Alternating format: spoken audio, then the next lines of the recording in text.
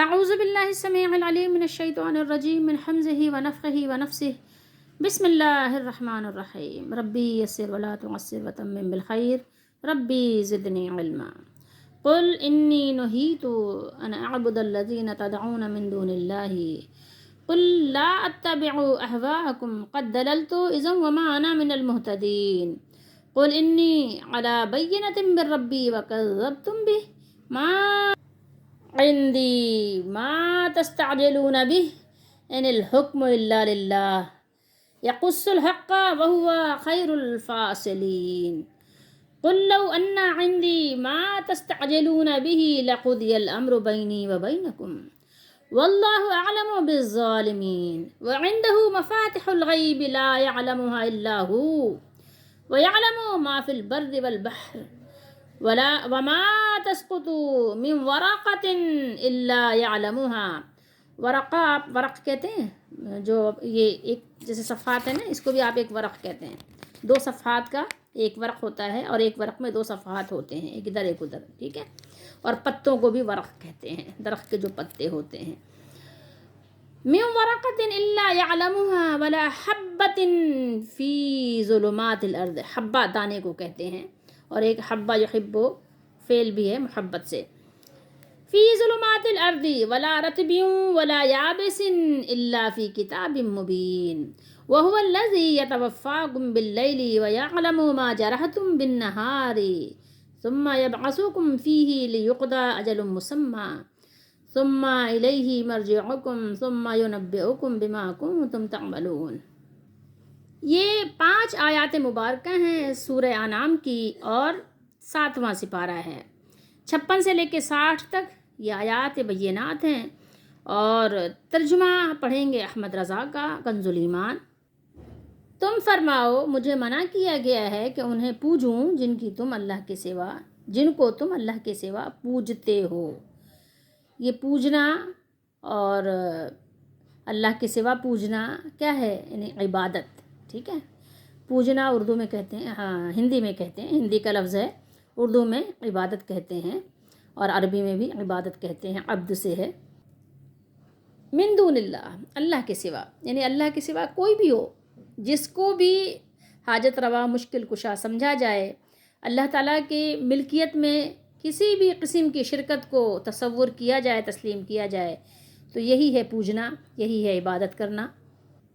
اور اسی کو قرآن و حدیث کے روشنی میں شرک کہا گیا ہے. تم فرماؤ میں تمہاری خواہش پر نہیں چلتا، میں تمہاری خواہش پر، ہوا کی جمع ہے، تمہاری خواہش پر نہیں چلتا.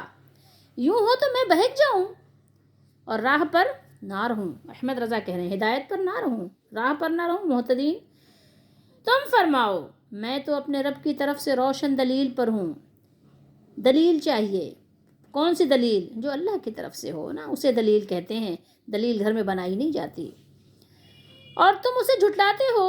میرے پاس نہیں، عندی میرے پاس نہیں، جس کی تم جلدی مچا رہے ہو. کس چیز کی جلدی مچا رہے تھے وہ کفار؟ کہ اگر آپ ڈراتے ہیں ہمیں جس عذاب سے، آپ کے پاس ہے تو آپ لے آئیے. تو بس وہی بات ہے کہ انبیاء علیہم الصلاۃ والسلام یا خاتم الانبیاء صلی اللہ علیہ وآلہ وسلم کے پاس وہ چیز جس کی وہ جلدی مچاتے تھے، فرمایا کہ نہیں ہے، میرے پاس نہیں جس کی تم جلدی مچا رہے ہو کہ میں تمہیں بھی جلا کر راکھ کر دوں. نہیں ہے، حکم نہیں مگر اللہ کا، یعنی اللہ کا حکم چلے گا. جب اگر اللہ تعالیٰ چاہیں گے تو وہ آ بھی جائے گا، لیکن جب تک اللہ تعالیٰ نہیں چاہیں گے تو کسی اور کی مرضی سے کچھ ہونے والا نہیں ہے. ان الحکم الا للہ. یہ آیت بار بار قرآن مجید میں اس کی تکرار ہوئی ہے. کیا ہے آیت کا یہ ٹکڑا؟ ان الحکم الا للہ، ان الحکم الا للہ، حکم نہیں مگر اللہ کا. پیچھے بھی ہم یہ بات پڑھ چکے ہیں. وہ حق فرماتا ہے اور وہ سب سے بہتر فیصلہ کرنے والا ہے. فیصلہ، قول فیصل کس کا ہے؟ وہ اللہ کا ہے. تم فرماؤ اگر میرے پاس ہوتی وہ چیز جس کی تم جلدی کر رہے ہو تو مجھ میں اور تم میں کام ختم ہو چکا ہوتا. میں اور آپ ظاہر اگر کسی سے جھگڑا کریں تو ہمارا اور آپ کا کیا طریقہ کار ہوگا، کیا ہمارا عمل ہوگا، کیا رد عمل ہوگا، عمل کا کیا ری ایکشن ہوگا؟ ظاہر فوری بدلہ لیں گے، جتنا ہو سکے گا، جتنی جلدی ہو سکے گا اس کو کیا کریں، صفحہ ہستی سے مٹا دیں، میرے اور آپ کے بس میں ہو تو. لیکن اللہ تعالیٰ تو ایسا نہیں کرتے.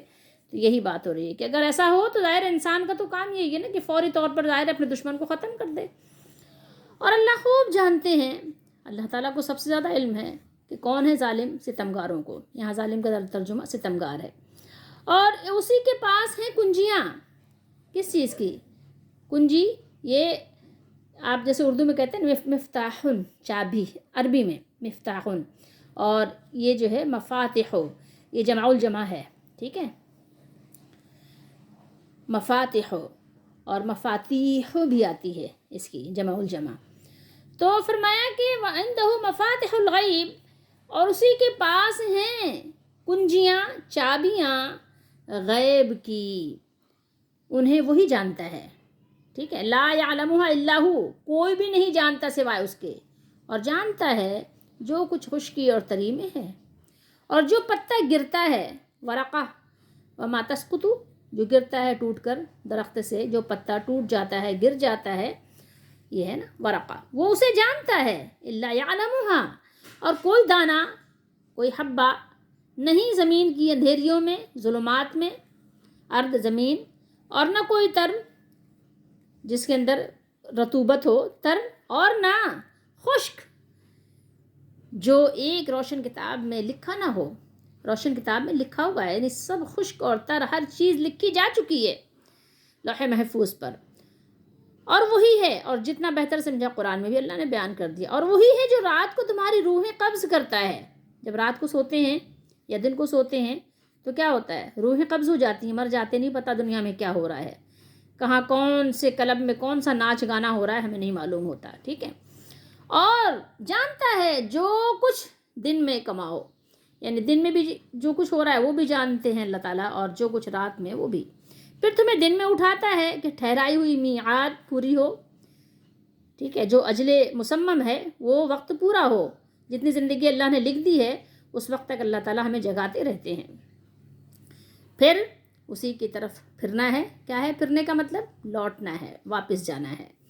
پھر وہ بتا دیں گے، کون؟ اللہ تعالیٰ، جو کچھ تم کرتے تھے، جو کچھ تمہارے کرتوت اور اعمال تھے، تمہیں اس کی خبر دے دی جائے گی. وَنَبِّئُكُمْ، تمہیں خبردار کر دیا جائے گا اس کے بارے میں، جو کچھ تمہارے اعمال تھے، جو تمہارے کرتوت تھے، جس کو ہم اردو میں بولتے ہیں نہیں بولتے ہیں نا. اسی طریقے سے عربی میں نہا یا نہا یا نہی، تو یہ مجہول کا صیغہ ہے. اس سے پہلے جو ہم نے آیات تلاوت کی تھیں تو وہاں بیان ہوا کہ اللہ تعالیٰ آیات کو کھول کر بیان کرتے ہیں تاکہ حق واضح ہو اور مجرموں کا راستہ ظاہر ہو جائے.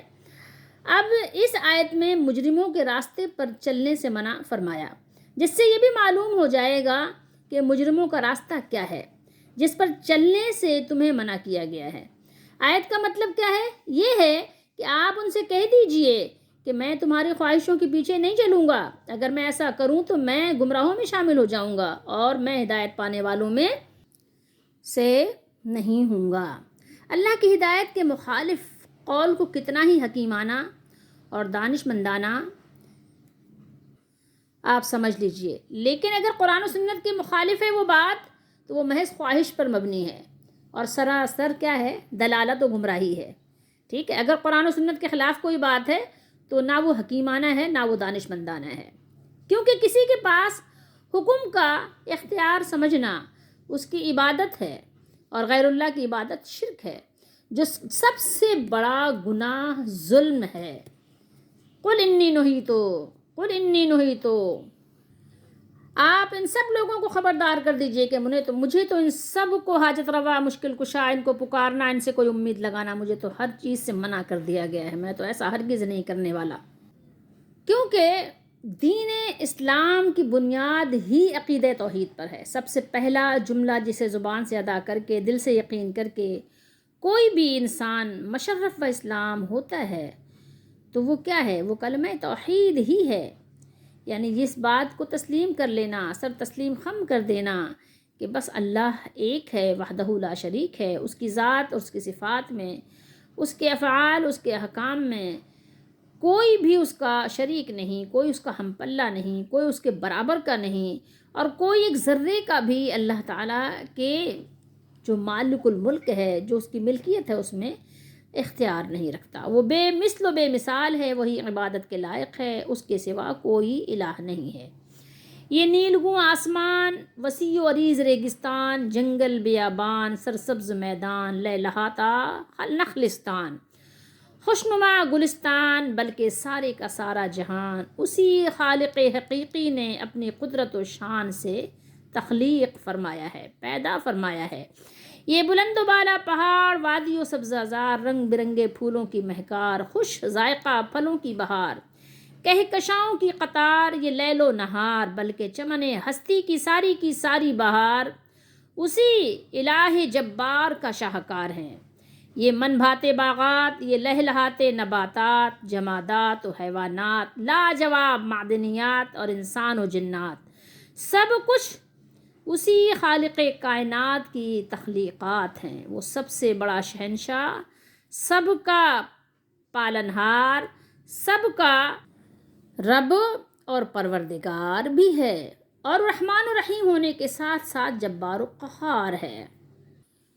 ہر جگہ ذکر ہے اے واحد و یکتا تیرا، کون سی بزم میں روشن نہیں اکا تیرا۔ قل انی علی بینۃ، یہ بینہ آپ جانتے ہیں اردو میں بھی بولتے ہیں روشن دلیل، واضح بیان، اس کے مختلف معنی آپ اردو میں بھی کرتے ہیں، استعمال کرتے ہیں، کہ اللہ نے فرمایا کہ آپ کہہ دیجئے بے شک میں تو اپنے رب کی طرف سے روشن دلیل پر ہوں، اللہ تعالیٰ کی اس شریعت کے بارے میں بصیرت پر ہوں۔ میں کس پر ہوں؟ بصیرت پر ہوں، جسے اللہ نے میری طرف وحی کیا ہے، اور تم اس کی تکذیب کرتے ہو، اس حق کو جھٹلاتے ہو جو میرے پاس اللہ تعالیٰ کی طرف سے آیا ہے۔ جس چیز کو تم جلدی طلب کر رہے ہو وہ میرے پاس نہیں ہے۔ ما عندی ما تستعجلون بہ، جس چیز کی تم جلدی مچا رہے ہو میرے پاس نہیں ہے، یعنی عذاب میرے پاس نہیں ہے۔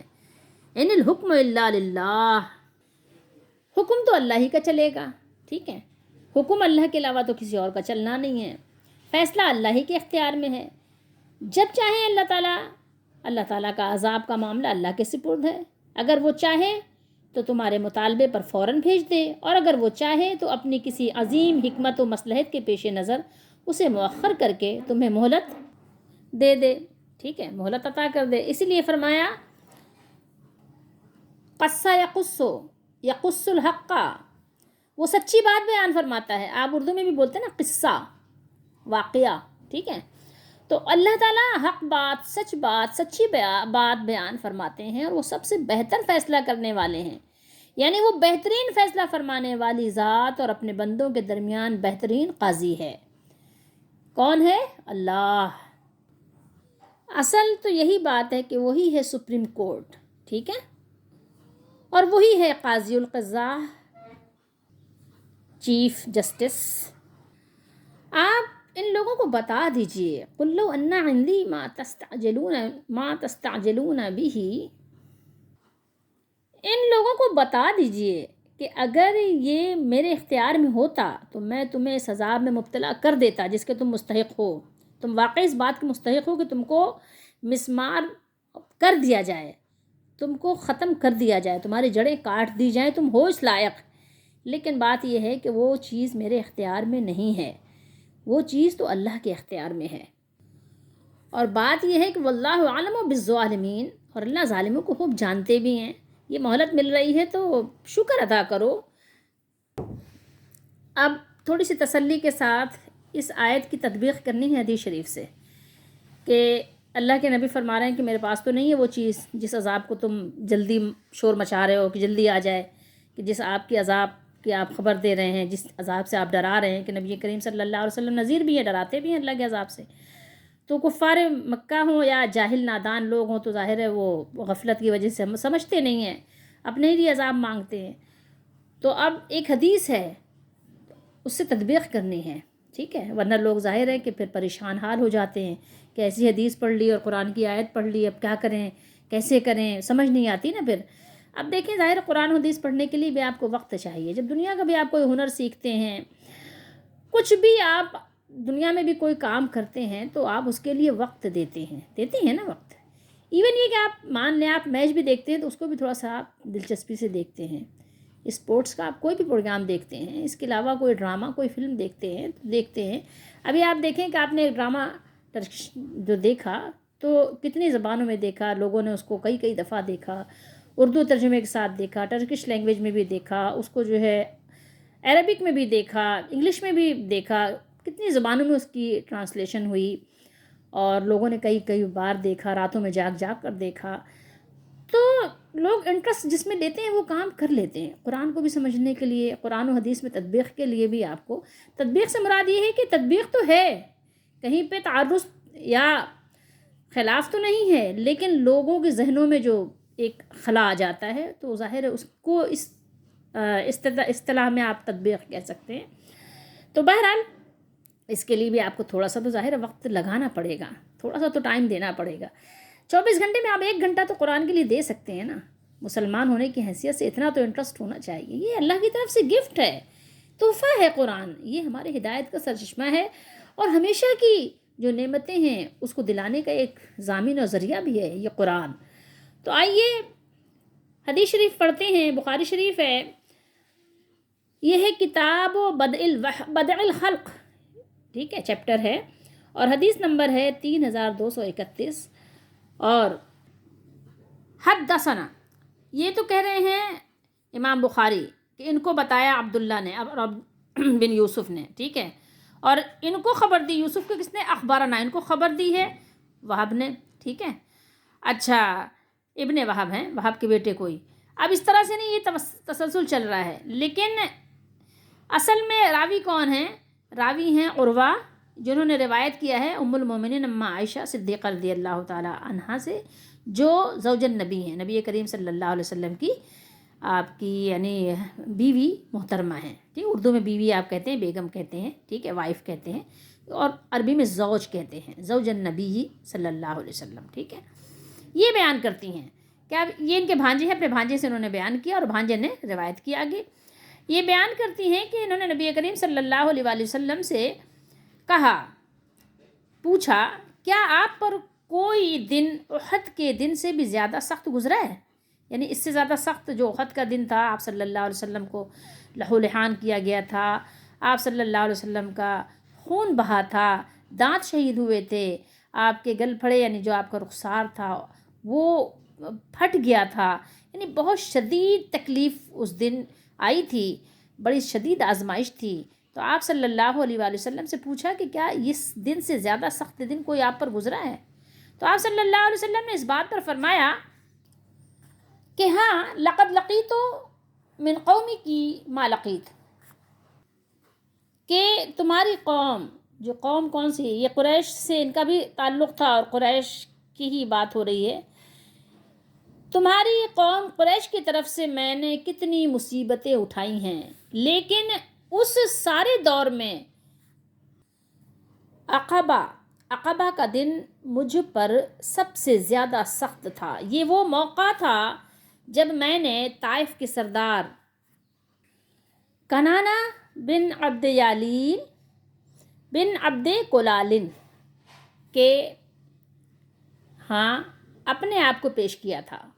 دین کی دعوت لے کر آپ گئے تھے نا، تو آپ ان کے یہاں، تو ان کے یہاں کا ترجمہ ہاں لکھا ہوا ہے، لیکن اس نے اسلام کو قبول نہیں کیا، بلکہ جب میں میری دعوت کو رد کر دیا. قبول نہیں کیا بلکہ کیا کیا؟ رد کر دیا. اللہ کے نبی صلی اللہ علیہ وسلم کی دعوت کو رد کر دیا. میں وہاں سے انتہائی رنجیدہ ہو کر واپس ہوا. پھر جب میں قرن الثعالب پہنچا تب مجھ کو کچھ ہوش آیا.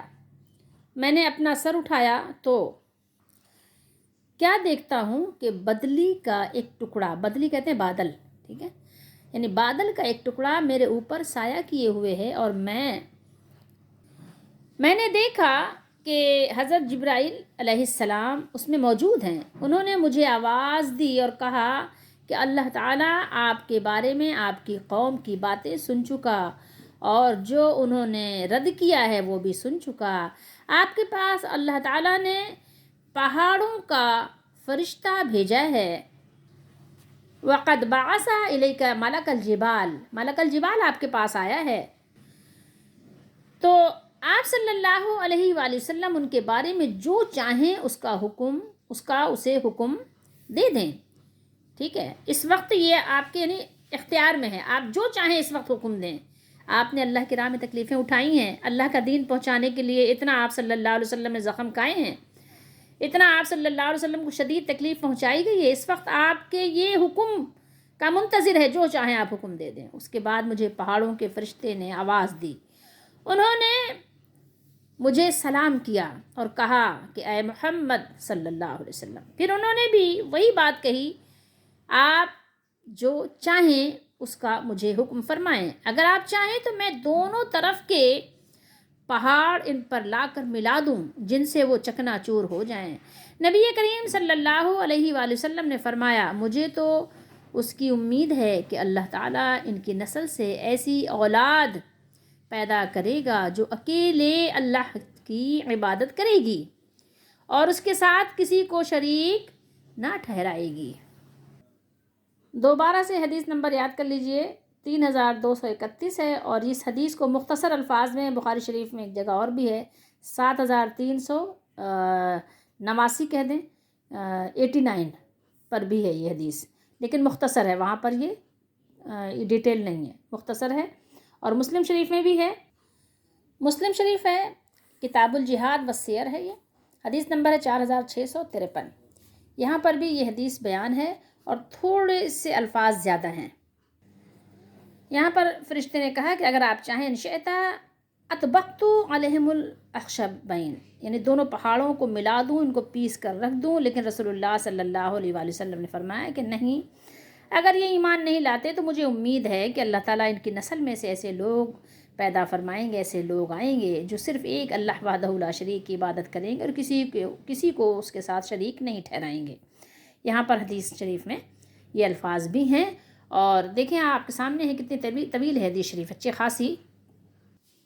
تو ہم نے صحیحین کے آپ کو احادیث مبارکہ دکھا دی، یعنی 2 حدیثیں دکھائیں، اور مسلم شریف کے حدیث شریف میں یہ الفاظ روایت ہیں کہ آپ کی خدمت میں پیش کیا گیا، یعنی فرشتہ، کہ ان پر عذاب نازل کر کے ان کو صفحہ ہستی سے مٹا دیا جائے، مگر آپ صلی اللہ علیہ وآلہ وسلم نے ان کے ساتھ نرمی کا معاملہ کرتے ہوئے یہ مطالبہ کیا کہ انہیں مہلت دے دی جائے، شاید اللہ تعالیٰ ان سے ایسی نسلیں پیدا کر دے جو اس کی ذات کے ساتھ شرک نہ کریں.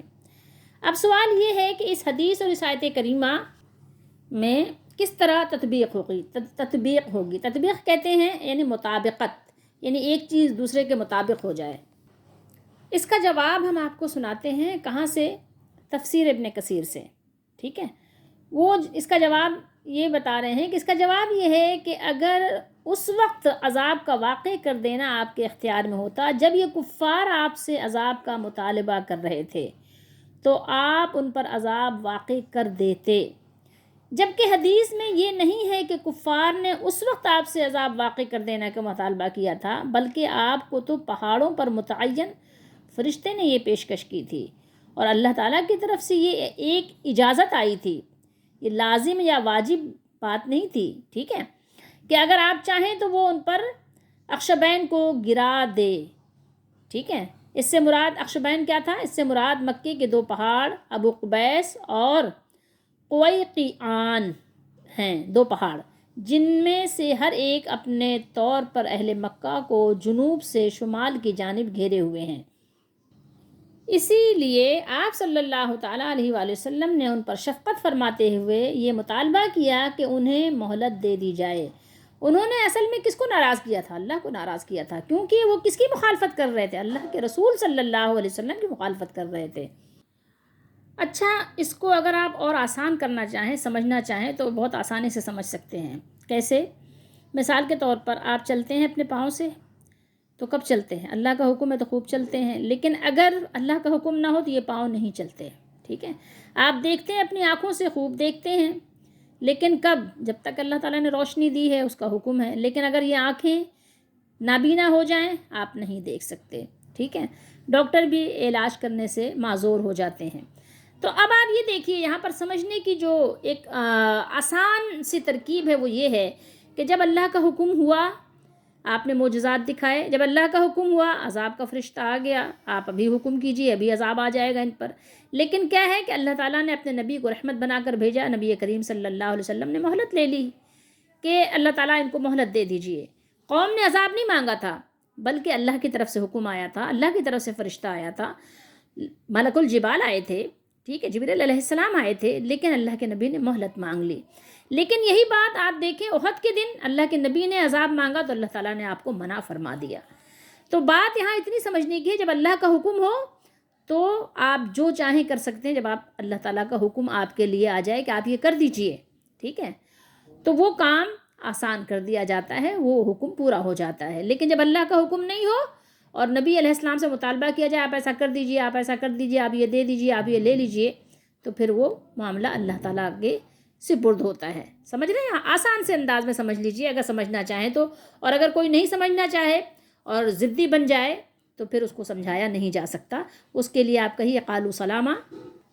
اس آیت مبارکہ سے بھی اور بھی بے شمار آیات ہیں جن سے آپ اس بات کو معلوم کر سکتے ہیں کہ اللہ کے نبی انبیاء علیہ الصلوۃ کے معجزات اختیاری نہیں ہوتے، ٹھیک ہے، یہ اختیار صرف اللہ تعالیٰ کے پاس ہے۔ اب آئیے یہاں پر بات ہو رہی وَعِندَهُ مَفَاتِحُ الْغَيْبِ لَا يَعْلَمُهَا إِلَّا هُوَ، یہ خاصہ اللہ رب العالمین مالک الملک ہے، اسے ہر غیب کا علم ہے، وہ سب کچھ جانتا ہے، علام الغیوب ہے۔ اب اس سے آپ اندازہ لگا سکتے ہیں کہ جو لوگ نجومی یا پنڈت یا رمال یا جفار جو بھی ہیں اپنی غیب دانی کا دعویٰ کرتے ہیں اور لوگوں کو آئندہ پیش آنے والی باتیں بتاتے ہیں، وہ سب جھوٹے اور ٹھگ ہیں، اور ان کے پاس جانا کسی مسلمان کا کام نہیں۔ اسی طریقے سے کچھ شیطانی دعوے دار بھی ہیں جو کہ پگڑ وغیرہ باندھے جبہ قبہ پہنے ہوتے ہیں، دیکھ کے آپ کو لگتا ہے کہ کوئی مسلمان ہے، لیکن حقیقت میں وہ بھی کوئی ٹھگ ہی ہوتا ہے جو کبھی پیر یا جوگی کی صورت اختیار کر لیتا ہے، ٹھیک ہے، تو وہ بھی کبھی کبھی آپ کو اس طرح کی باتیں بتا کر اور اللہ تعالیٰ کے در سے دور کر دیتے ہیں، ٹھیک ہے، تو آپ نے ہوشیار رہنا ہے۔ اور آپ چاہیں تو بخاری شریف کی حدیث شریف بھی آپ ایک پڑھ لیجئے، کتاب التفسیر ہے سورہ انعام کی، وَعِندَهُ مَفَاتِحُ الْغَيْبِ لَا يَعْلَمُهَا إِلَّا هُوَ، حدیث نمبر ہے 4627۔ ارشاد باری تعالیٰ، اور اسی کے پاس ہیں غیب کے خزانے، انہیں اس کے سوا کوئی نہیں جانتا۔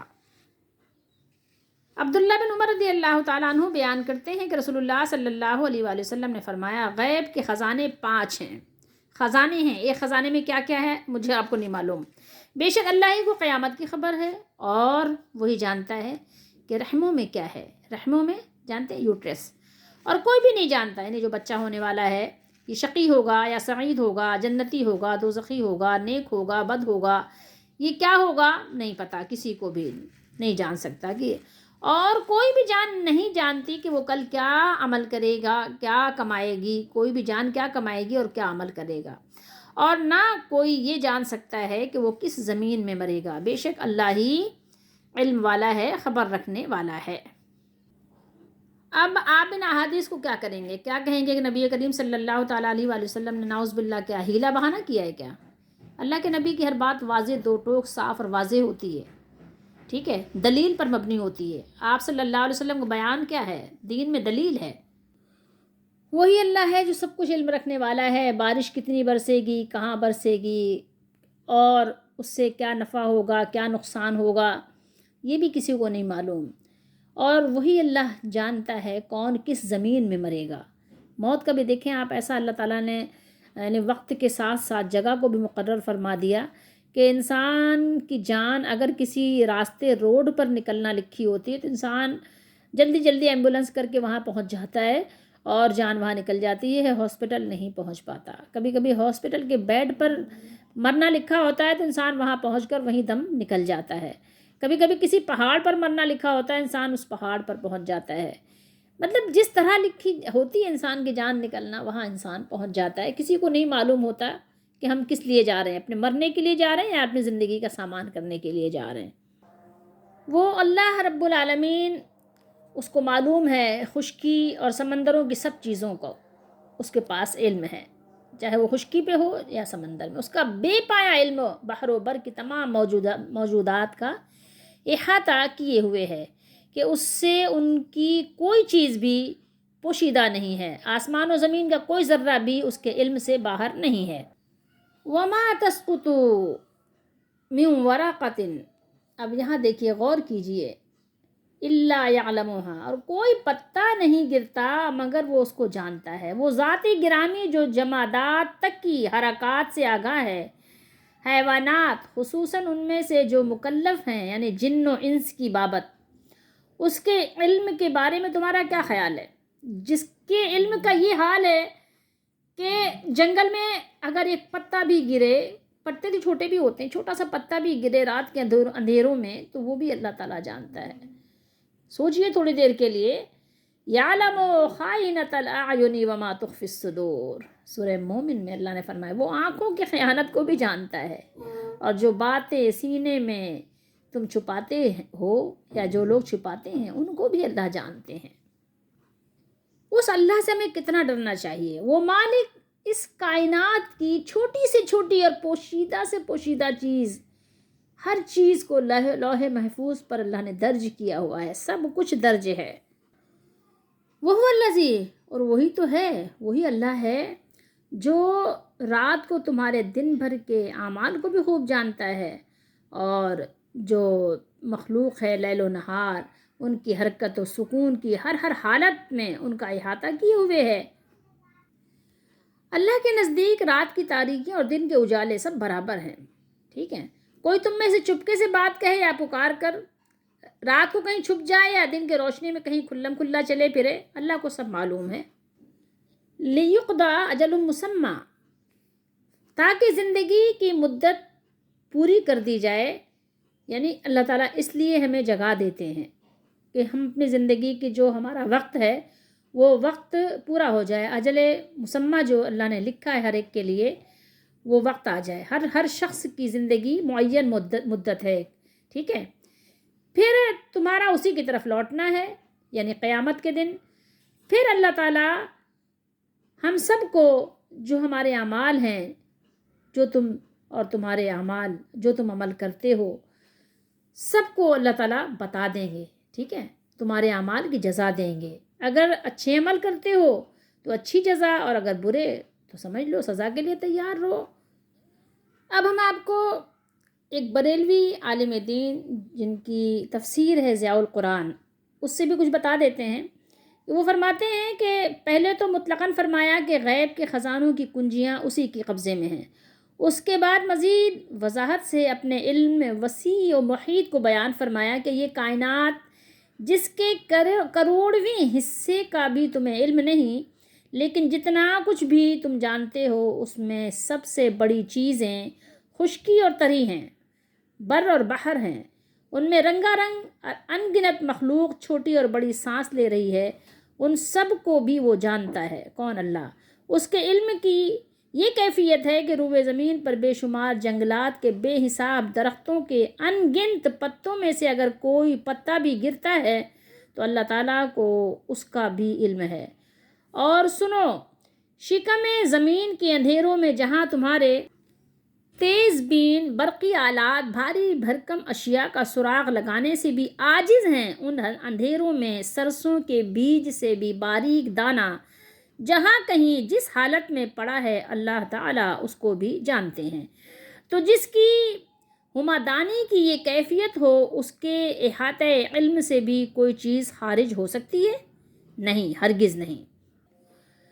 توفیٰ وفات سے بھی ہے، ٹھیک ہے؟ آپ کہتے ہیں نا فلاں فوت ہو گیا، ٹھیک ہے؟ یتوفاکم، تو یہاں پر توفیٰ کا معنی کیا ہے؟ یہ لفظ جو ہے نیند کے معنی میں استعمال ہوا ہے، اس کا حقیقی معنی ہے کسی چیز کو پورا لے لینا، ٹھیک ہے؟ اچھا، نیند کے وقت انسان کا عقل و شعور معطل ہو جاتا ہے، چلنے پھرنے دیکھنے سننے وغیرہ کی قوتیں بیکار ہو جاتی ہیں، نہ انسان اس وقت سنتا ہے جب وہ سو رہا ہوتا ہے، نہ پھر وہ بولتا ہے، نہ وہ دیکھتا ہے، نہ وہ چلتا ہے، نہ وہ کھاتا ہے، نہ وہ پیتا ہے، بلکہ وہ سو جاتا ہے، اعضاء ڈھیلے پڑ جاتے ہیں۔ اس کے لیے توفیٰ کا لفظ یہاں استعمال ہوا ہے، اور موت کے وقت بھی مرنے والا اس کو بھی توفیٰ یعنی وفات سے کہتے ہیں، کیونکہ اپنے وہ مقررہ وقت رات دن پورے کر چکا ہوتا ہے، اس لیے وہاں بھی توفیٰ کا لفظ استعمال ہوتا ہے۔ اسی طریقے سے عیسیٰ علیہ السلام کے لیے بھی قرآن میں اللہ تعالیٰ نے یہ صیغہ استعمال فرمایا ہے، تو کوئی اس سے کسی کو گمراہ نہ کرے کہ ہاں عیسیٰ علیہ السلام فوت ہو گئے ہیں، بلکہ وہ اٹھا لیے گئے ہیں۔ یہاں ہم نے 5 آیات تلاوت کی ہیں۔ ویسے قرآن مجید کی ایک ایک آیت اور ایک ایک آیت کا ہر لفظ ایک ایک خزانہ ہے، اس کو سمجھیے، پڑھیے، اس میں اپنے لیے سبق نکالیے۔ آپ دیکھ لیجئے کہ یہ آیت مبارکہ اللہ تعالیٰ جس میں اپنے نبی علیہ السلام کو حکم دے رہے ہیں کہ آپ ان لوگوں سے کہہ دیجئے کہ مجھے تو منع کر دیا گیا ہے، مجھے تو روک دیا گیا ہے، میں ایسا کیسے کر سکتا ہوں، سوال ہی پیدا نہیں ہوتا، امپاسبل ہے، ناممکن ہے یہ بات۔ تو اب آپ بتائیے کہ جب اللہ کے نبی صلی اللہ تعالیٰ علیہ وآلہ وسلم وحی الہی کی پیروی کرتے ہیں، کسی کو خواہش کی پیروی نہیں کرتے، تو اب آپ بتائیے کہ میں اور آپ اگر خواہشات پر چلیں گے تو میرا اور آپ کا کیا بنے گا؟ کس کھیت کی مولی اور گاجر ہوں گے ہم؟ کبھی آپ نے سوچا ان آیات کے بارے میں کہ اللہ کے نبی علیہ السلام جو سب سے افضل و اعلیٰ ہیں، وہ اللہ کی عبادت اور اطاعت کرتے ہیں، تو میں اور آپ کیسے اس کے علاوہ کی اطاعت کر سکتے ہیں؟ کیسے کسی اور طرف جا سکتے ہیں؟ کیسے کسی اور کی مان سکتے ہیں؟ قرآن کی جب بین آیات موجود ہوں، دلائل موجود ہوں، برہان موجود ہوں، حدیث کی روشنی موجود ہو، صحابہ کا عمل موجود ہو، تو اس کے خلاف ہم کیسے جا سکتے ہیں؟ اور اگر گئے تو کیا ہوگا پھر؟ آپ سمجھ سکتے ہیں کہ نتیجہ اس کا کیا نکل سکتا ہے، اس کا رزلٹ کیا آ سکتا ہے۔ یہاں پر ہمارے لیے سب سے بڑا اور سب سے اہم سبق یہ ہے قرآن مجید کی آیات میں کہ جب تک کہ ہم قرآن و سنت کو نہیں تھامیں گے، کبھی بھی ہدایت یافتہ نہیں ہو سکتے، کبھی بھی مہتد اور مہتدین میں شامل نہیں ہو سکتے۔ یاد رکھیے، جب تک کہ قرآن و سنت کو مضبوط اپنے دانتوں سے نہیں پکڑیں گے تو ہدایت یافتہ گروہ میں ہمارا شمار نہیں ہوگا۔ نبی کریم صلی اللہ تعالیٰ علیہ وآلہ وسلم کا جو خطبہ حجۃ الوداع ہے، جو مسلم شریف میں بہت طویل ترین انداز میں موجود ہے، مذکور ہے، وہاں پر بھی آپ صلی اللہ علیہ وآلہ وسلم نے یہی فرمایا کہ قرآن اور سنت کو، قرآن کو وہاں تو بالخصوص آپ نے صرف قرآن کی ہی بات کی ہے، لیکن دیگر احادیث کی کتابوں میں یہ بات ہے قرآن و سنت کو مضبوطی سے تھام لو، دانتوں سے، اپنے داڑھوں سے پکڑ لو۔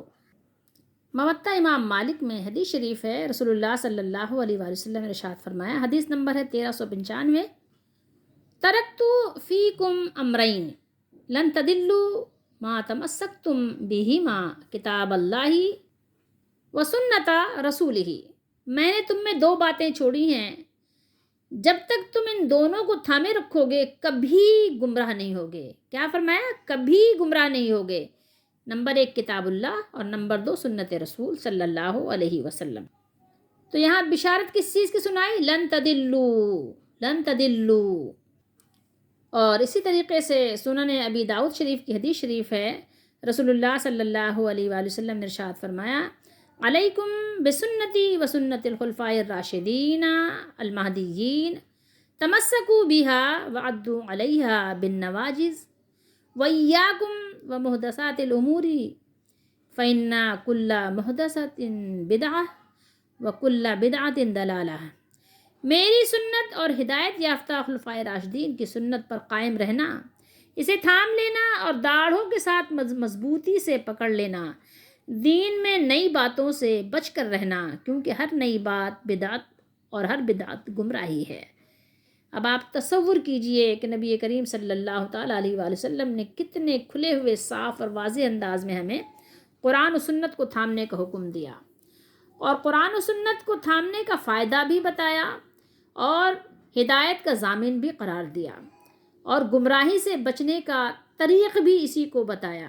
اب آپ بتائیے کہ جو لوگ قرآن و سنت کی تعلیم سے روکتے ہیں، ان کے ساتھ پھر کیا ہمیں وابستہ رہنا چاہیے؟ ان کے طریق کو پکڑنا چاہیے؟ نہیں، ہرگز نہیں۔ قرآن کو تھام لیجئے۔ یہ دیکھیے ان میں آپ کو کیا چیز مشکل اور دشوار لگ رہی ہے، کوئی چیز اگر آپ کو مشکل اور دشوار لگے تو اس کو نوٹ ڈاؤن کر لیجئے، پھر کسی اہل علم سے پوچھ لیجئے کہ دیکھیے یہاں مجھے کوئی شبہ لگ رہا ہے، اس کا ازالہ کر دیجئے، وہ انشاءاللہ آپ کو اس کا جواب دے دیں گے، مل جائے گا۔ کیونکہ ایک اہل حق کے جماعت کے چاہے تھوڑے ہی لوگ ہوں لیکن وہ ہوں گے، برائی کی کثرت اور تعداد کتنی ہی ہو جائے، اگر 1 بندے 2 بندے تھوڑے سے بھی لوگ اگر آپ کو کہیں مل رہے ہیں، حق والے ہیں، تو ساتھ آپ نے انہی کے رہنا ہے، اور نہیں تو تنہا ہی رہنا ہے۔ جب آپ کو کوئی نہ ملے حق والا تو کیا کرنا ہے؟ تنہا رہنا ہے۔ کیوں؟ اس لیے کہ اللہ کے نبی صلی اللہ علیہ وسلم نے دین میں کوئی بات چھوڑی نہیں ہے۔ قرآن و سنت میں ساری باتیں ہماری ضروریات زندگی اور آخرت، ایمان، سب کچھ اس میں بیان موجود ہے۔ رسول اللہ صلی اللہ علیہ وسلم نے پورے قرآن کی وضاحت فرما دی ہے۔ اب ہم نے کیا کرنا ہے؟ سمجھ کر اس پر عمل کرنا ہے۔ ہم نے اس کی کوئی تشریح نہیں کرنی ہے۔ اللہ تعالی ہم سب کو قرآن و سنت کو سینے سے لگائے رکھنے اور اس سے چمٹے رہنے کی توفیق دے، اور اللہ تعالی ہمارے تھوڑے کو بہت کر دے، ہمارے کھوٹ کو دور کر دے، ہمارے عمل کو خالص کر دے، اور ہماری ٹوٹی پھوٹی کوششوں کو قبول فرما لے، اور ہمیں ہدایت کے راستے پر ثابت قدمی عطا فرمائے، ایمان پر زندہ رکھے، ایمان پر موت دے، اور جب ہم اس کے دربار میں حاضر ہوں تو وہ ہم سے راضی ہو۔